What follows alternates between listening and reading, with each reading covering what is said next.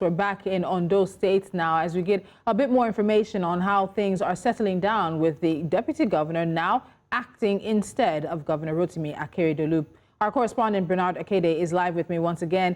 Ben, we were speaking earlier and you've talked about sort of the sentiment and the feelings of the general population in Ondo State versus sort of the political elites. But I'm also going to ask you now about the expectations. What do people expect from the acting governor? There's a budget to put together, there's a government to run, there's progress to be made. What are they expecting of acting governor Lucky Ayedatiwa now? Well, I think that the people are expecting a continuation from where the governor stopped. And talking about, when I say stopped, I don't mean just now. I mean from about 4 months ago when he took ill and, in some people's language, disappeared from office. So again, I mentioned earlier that there's a backlog of activities that he needs to oversee, just as he made mention of in his, will I say, reception speech, not handover in this case. So people are expecting that all of that will be taken care of.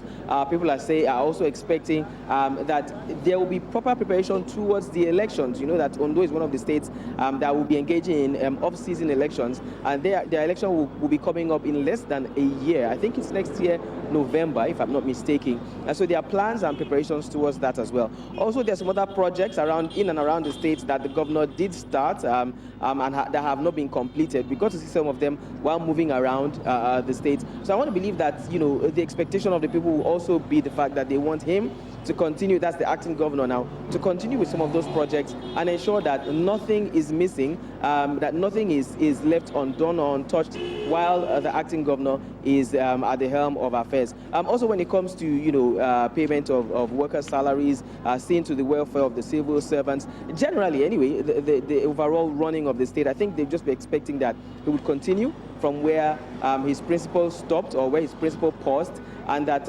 nothing, would go wrong, hopefully. Okay, so the guest I had with me earlier, Franklin Oloniju, also mentioned the issue around forgery and those who may have been using the situation to their own advantage. Now, we may not expect to hear too much from the acting governor because that might involve some people in his party and other vested interests. But in terms of the people on the streets, how do they feel about those allegations of forgery of the governor's signature, allegations that people were holding the governor Akeredolu basically incapacitated and not allowing him contact with other people simply because they wanted him in place to be able to use him for their own interests? What's the general sense you're getting in regards to that situation?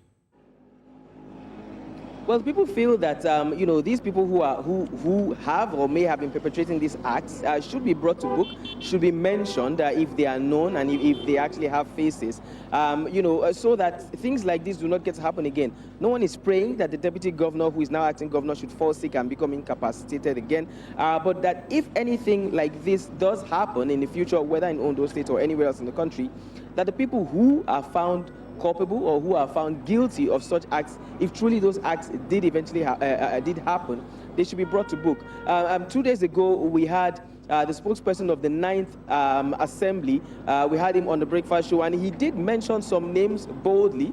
He actually did attest to the fact that, yes, he saw a document that carried a forged signature of the governor, because he said the governor's signature is quite familiar to most of them who work closely with him. And he's saying that forgery of anybody's signature at all, according to Nigerian law, is a crime, let alone the signature of the #1 citizen of the state. So he was saying that these people should be brought to book. But again, he's saying that the acting governor who's come is actually a merciful person, and that what is most important is the smooth running of the state, but that if the law should be followed, then those people eventually, if found out, should be brought to book. All right, so you've of course mentioned the elections that are coming sometime next year. There are a lot of what-ifs in this situation, a lot of different doors we can open depending on how things line up. But now the deputy governor is in, some might say, pole position to position himself ahead of the elections, and likely will possibly throw his hat in the ring to become governor, I beg your pardon, of Ondo State. Does this feel like a dress rehearsal? Are people already starting to talk? Are people already starting to talk in that direction? Interview we had 2 days ago. where the guest we had spoke about the cordial relationship between the governor and his deputy, and said that even before the governor took ill, that he gave his political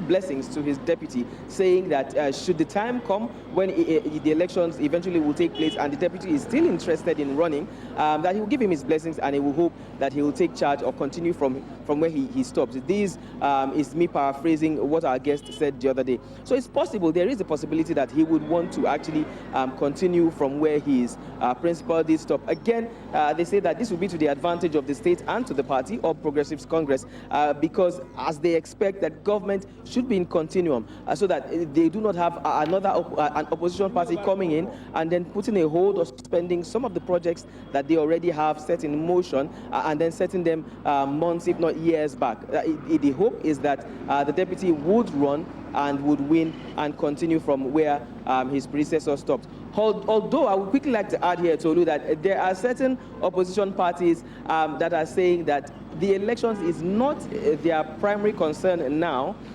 Their primary concern is the fact that they want the governor to completely resign and not just hand over power to his deputy, to resign, step aside, and let the constitution take its course so that the deputy is sworn in as the actual governor and not the acting governor. All right, and there's been a lot of pressure in this situation in the past few weeks, and some might say it's pressure that's brought us to this point where the deputy governor has now been put in place as acting. We'll see if pressure will continue in regards to the situation. Bernard Akede in Ondo State, thank you so much for joining me on the news. Thank you for having me.